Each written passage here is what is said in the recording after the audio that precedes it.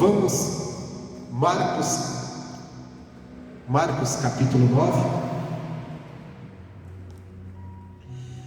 Um texto aqui bíblico bem conhecido, mas vai ser uma palavra rápida, mas para dar uma mexida com a nossa fé. Porque hoje é um dia que oramos pela família. E você sabe que às vezes você olhando a família, as escolhas deles, as atitudes deles, de alguns parece que é impossível crer que eles vão se salvar, que eles vão se converter. Às vezes você olha, você está orando pela sua família, mas você ora e diz assim: mas eles não querem nada. Eu vou falar de Deus, eles não querem nada, não querem nem saber. Eu convido para buscar a Deus, não querem. Cada dia só querem viver sua vida da sua maneira. Aí você começa lá dentro de você, de repente você começa a achar: acho que não tem jeito não. Acho que estou perdendo meu tempo de orar por esse povo, de falar de Jesus para esse povo. Só que realmente, quando a gente olha para as circunstâncias, parece impossível. Só que nós não devemos olhar para as circunstâncias, mas olhar para o poder de Deus, o que Deus pode fazer. Então aqui, Marcos capítulo 9, no versículo 14, diz assim: e quando se aproximou Jesus dos discípulos, viu ao redor deles grande multidão e alguns escribas que disputavam com eles. Bom, aqui Jesus, ele tinha escolhido 3 discípulos, João, Pedro e Tiago, e subiu um monte, foi orar e ficou lá um bom tempo. E quando ele desce o monte, ele vem de encontro ao restante dos discípulos que estavam lá embaixo. Os discípulos eram 12, ele tinha subido com 3, então ficou ali 9 discípulos. E quando ele chega, o que ele encontra? Ele encontra, junto com aqueles 9 discípulos ali, os religiosos da época, os escribas, que estavam discutindo com eles. E uma multidão discutindo sobre religião, sobre fé, com certeza. E diz assim: e logo toda a multidão, vendo Jesus, ficou espantada, e correndo para ele o saudaram. E Jesus perguntou aos escribas: que é que discutis com eles? Então Jesus viu aqueles homens discutindo com seus discípulos, diz: que é que vocês estão discutindo com eles? Só que antes dele responder, alguém da multidão falou o seguinte: e um da multidão respondendo disse: mestre, trouxe-te o meu filho, que tem um espírito mudo, e este, onde quer que o apanhe, despedaça, ele espuma, range os dentes e vai definhando. Eu disse aos teus discípulos que o expulsasse, mas não puderam. Então Jesus vê ali uma multidão ao redor dos discípulos e pergunta para que vocês estão discutindo com ele. E alguém chega e diz assim: Jesus, eu trouxe meu filho, que tem um demônio nele, e trouxe teus discípulos para libertar, eles não libertaram, não puderam. Na verdade ele disse: eu trouxe a ti, mas não te encontrei, então falei que teus discípulos, eles não puderam libertar. E ele fala até os sintomas ali, quando aquele espírito tomava aquele rapazinho, aquele jovem, dá para se entender que era um rapazinho já. E os sintomas aparentemente dá para entender que é de epilepsia. Que a pessoa cai, se debate, espuma, mas por trás tinha ali um espírito maligno. Eu lembro até de um caso que aconteceu na cidade de Guarulhos, quando eu era auxiliar, que chegaram com um menino lá, até no meio da semana, ele dando um ataque atrás do outro de epilepsia. E os pais tinham passado o dia com ele no médico, e nem o médico sabia mais o que fazer. Tamanha era a situação. Era uma coisa assim, dava um ataque, melhorava de novo. Aí eu lembro que o pastor chegou, acho que era até uma segunda-feira, o pastor começou a orar, orou, e depois o menino melhorou, foi embora. E depois eu fui visitar a família, eles marcaram a visita, o pastor me mandou ir visitar, e quando eu cheguei lá, o pai estava todo feliz, o pai era mecânico, trabalhava na oficina, estava todo feliz, disse assim: daquele dia em diante, meu filho nunca mais deu ataque. Deus tinha abençoado, tinha curado. Foi a boa notícia. A má notícia é que aquela família ficou só algum tempo na igreja e depois desistiu, não deu continuidade. Isso é sempre a má notícia, pessoal. Recebeu a bênção, vai embora. Espero que faz muitos anos que tenham voltado, que esteja com Cristo. Então, no caso aqui, Jesus diz aí, versículo 19: e Jesus respondendo disse: ó geração incrédula, até quando estarei convosco? E até quando vos sofrerei ainda? Trazendo uma coisa que me chama a atenção é a resposta de Jesus. Primeiro, a pergunta de Jesus qual que é? Ou melhor, primeiro é o homem que coloca a situação do menino diante de Jesus. Que o menino cai, espuma, aquela coisa, acontece um bocado de coisa. E a resposta de Jesus vem em seguida dizendo assim: ó geração incrédula e perversa. E ele faz a pergunta: até quando sofrereis? Até quando vocês vão sofrer? Até quando vocês vão viver para sempre? Agora o que me chama a atenção, você imagina só, eu estava imaginando isso, até falando com os irmãos, você imagina só se você chega diante de um pregador dizendo que o teu filho está doente e você quer que ele ore por você porque ele está passando mal, isso e isso, e a resposta do pregador diz: ô geração incrédula e perversa. Parece bem duro, parece que não tem nada a ver com o que Jesus estava falando. Mas Jesus estava dizendo, estava mostrando e deixando um ensinamento para nós hoje, que a incredulidade nossa que nos faz continuar sofrendo. Isso é muito sério. A incredulidade nos faz sofrer. Porque o poder de Deus está disponível para nos abençoar, para mudar uma situação. Mas carece que nós venhamos crer, só que às vezes o nosso coração está endurecido para crer. E ele disse mais uma coisa, ele tratou de dois casos aqui: perversidade e incredulidade.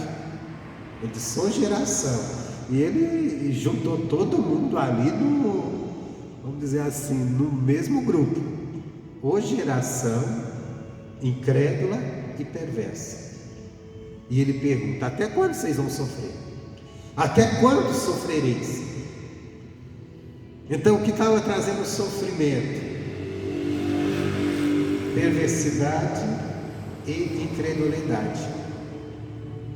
Quando a gente fala a palavra perversidade, o que é que você pensa logo? Uma pessoa perversa, uma pessoa má que só faz coisa ruim com os outros, não é verdade? É o que vem à nossa mente.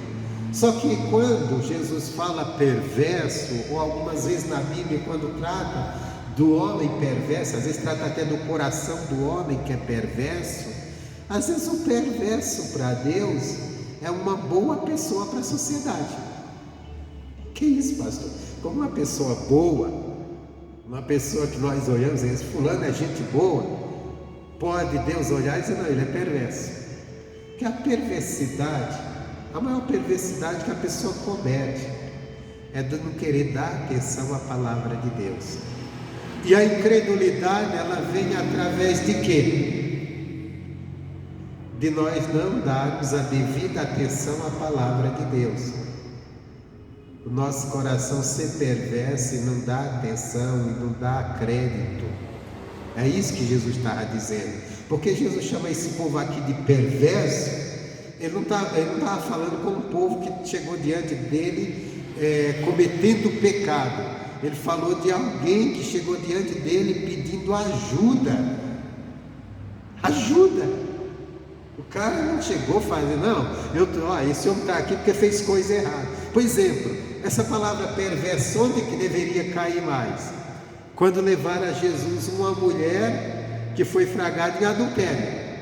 Jesus poderia ter dito, mulher perversa, mas ele não falou isso para ela. Só que ele falou aqui para um pai de família que estava desesperado, pedindo a cura do filho, a libertação do filho.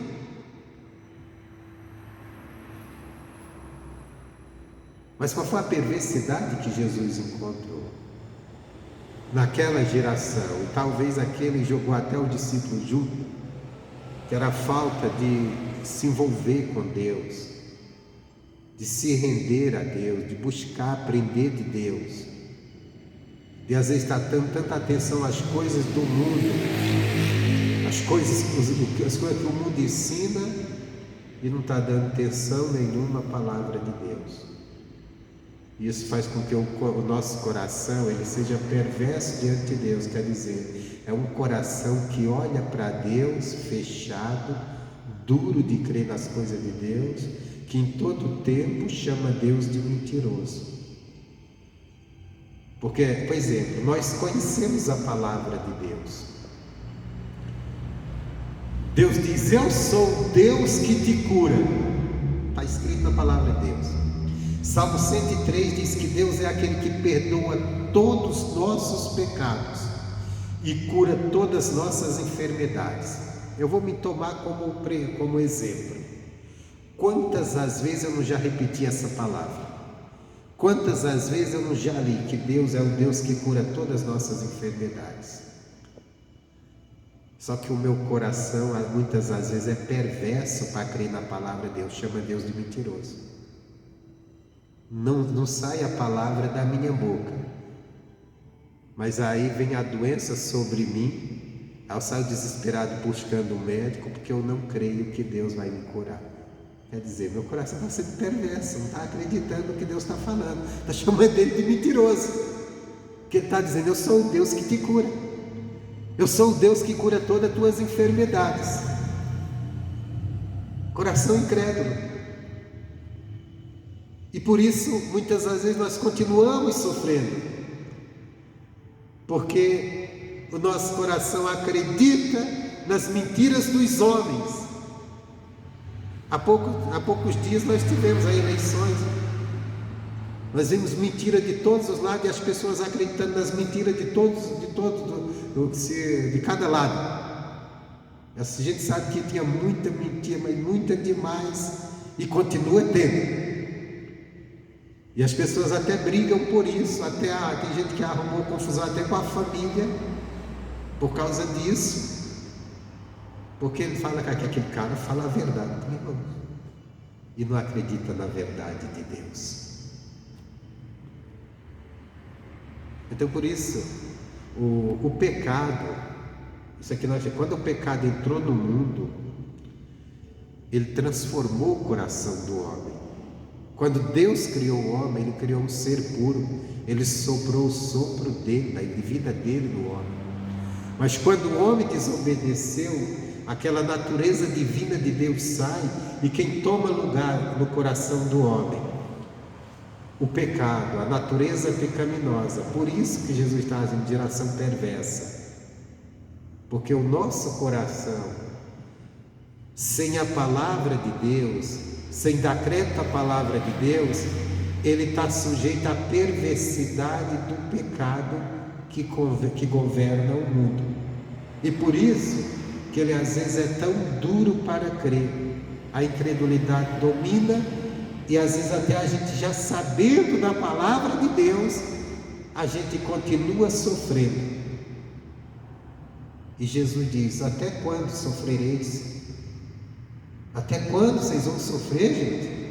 Até quando vocês não vão crer? Até quando vocês ainda vão ficar acreditando nas mentiras do diabo? Que a mentira do diabo é que você está doente, que você vai morrer daquilo. A mentira de Deus é que eu já te curei. Até quando? Era o que Jesus estava dizendo. A mentira do diabo é que aquele demônio tinha poder sobre a vida daquele rapaz e não sairia dali. A verdade de Deus é que Deus já o libertou, que Deus liberta.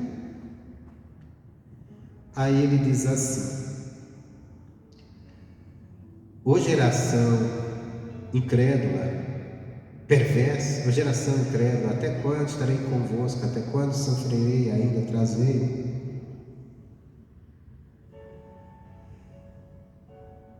E trouxeram-lhe, quando ele viu, logo o espírito o agitou com violência. Então, caído e endemoniado por terra, revolvia-os, escumando. E perguntou ao pai dele: quanto tempo há que lhe sucede isto? E ele disse: desde a infância. Aqui tem uma coisa que me chamou a atenção, eu fiquei imaginando essa cena.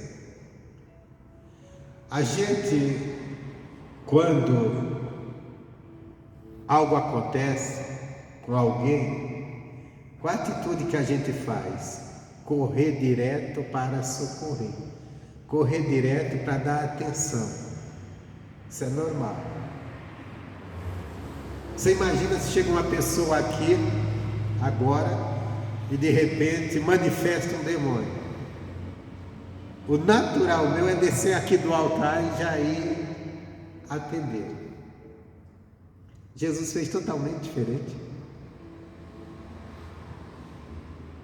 Quando trouxeram o menino, ele passa mal e começa a espumar e cai.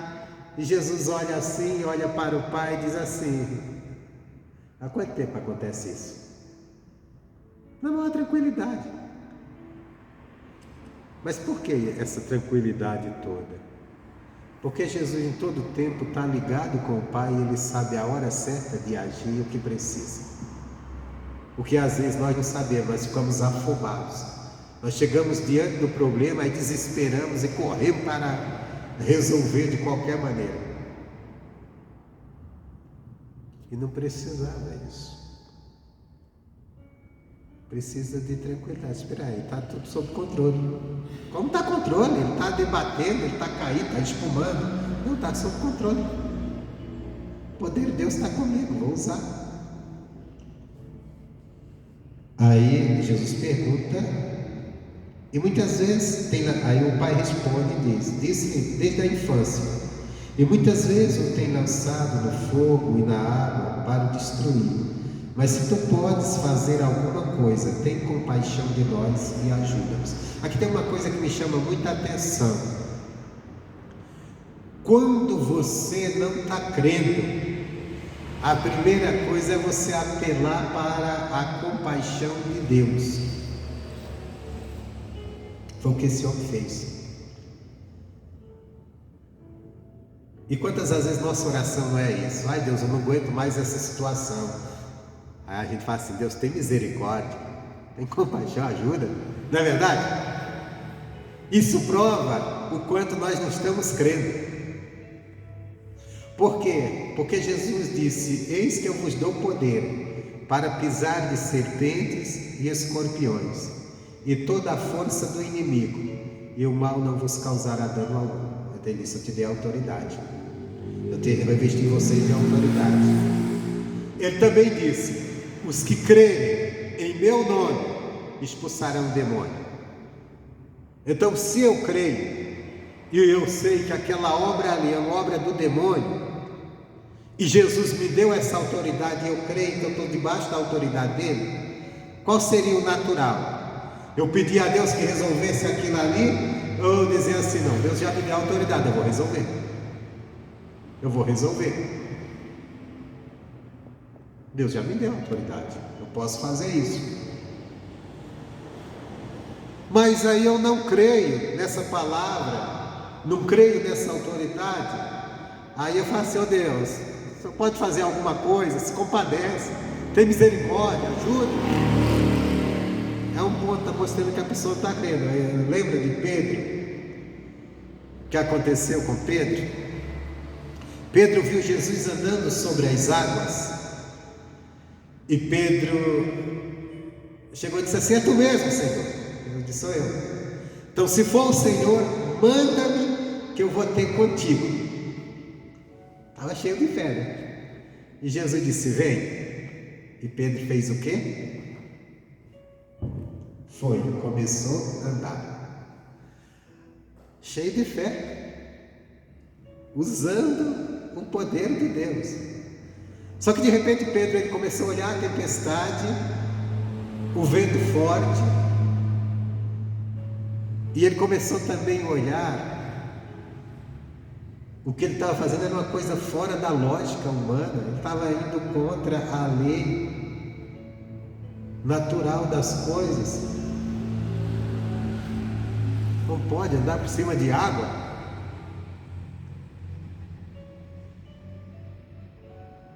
Aí ele teve medo. Aí ele começou o quê? A afundar. Quer dizer, a fé acabou e ele começou a afundar. Qual foi a primeira reação de Pedro quando isso acontece? Ele volta-se para Jesus e diz assim: socorre-me! Agora não era mais usar a autoridade que Jesus tinha dado ele andar sobre as águas. Agora pedir: me socorre, tem misericórdia aí, senão eu vou morrer. Irmão, isso é quando nós não estamos agindo na fé. Mas a gente sabe que Deus já é que a gente apela para a misericórdia. E quando aquele homem disse assim: ó, o que esse homem diz, cheio de dúvida, se Jesus ajudaria ou não.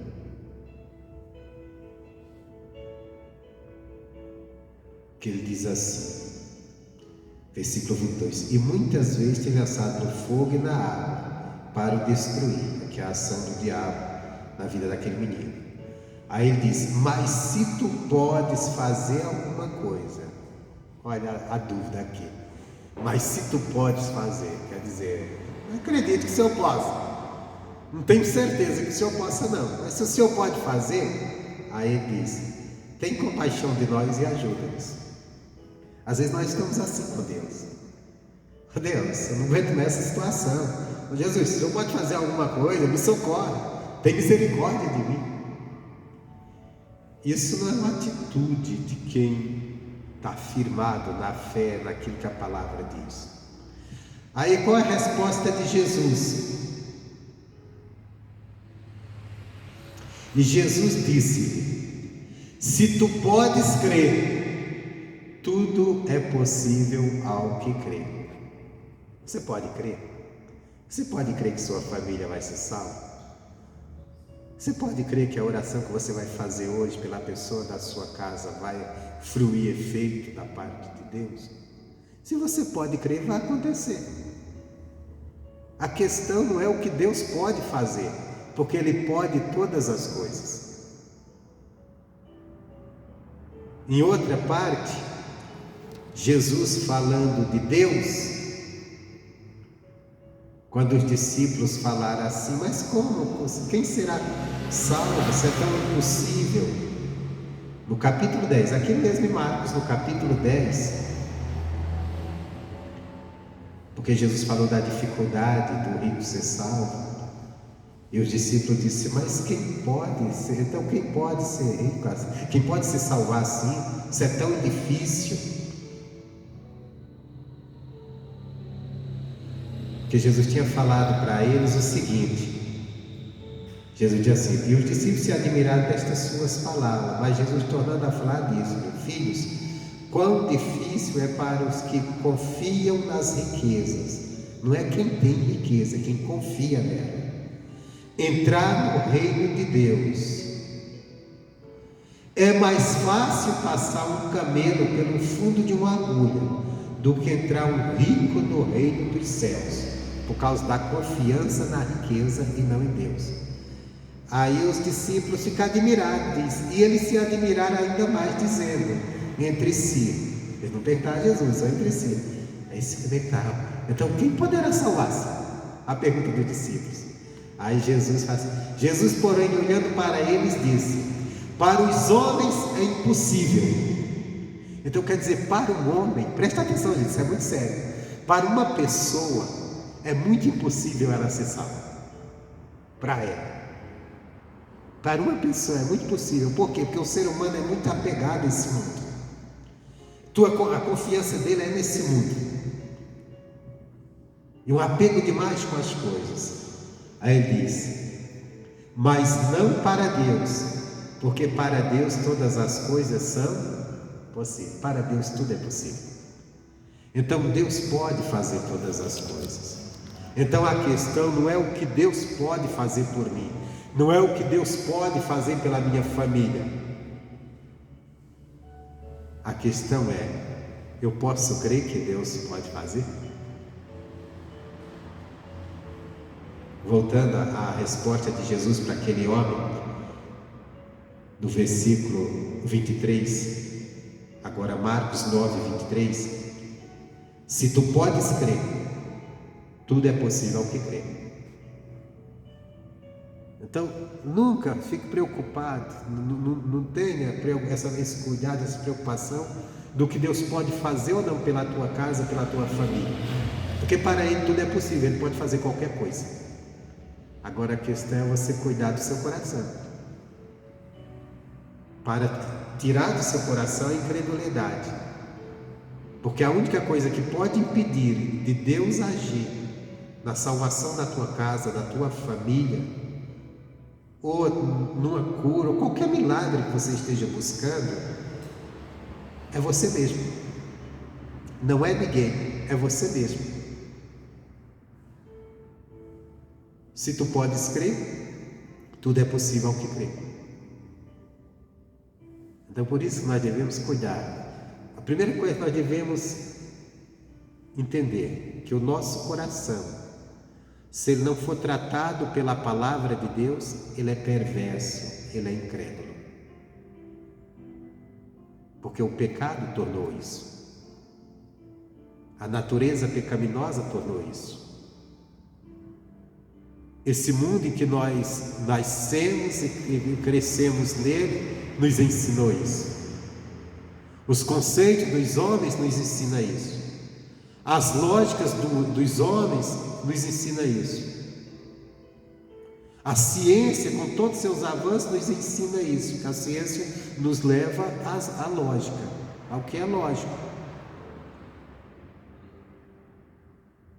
E o agir de Deus não está dependendo nem preso à lógica humana, à descoberta científica, nada. O agir de Deus está sujeito ao que Ele pode fazer, e todas as coisas para Ele é possível. Então, a palavra impossibilidade, ela existe no nosso vocabulário, ela existe no nosso pensamento, mas ela não existe no mundo de Deus.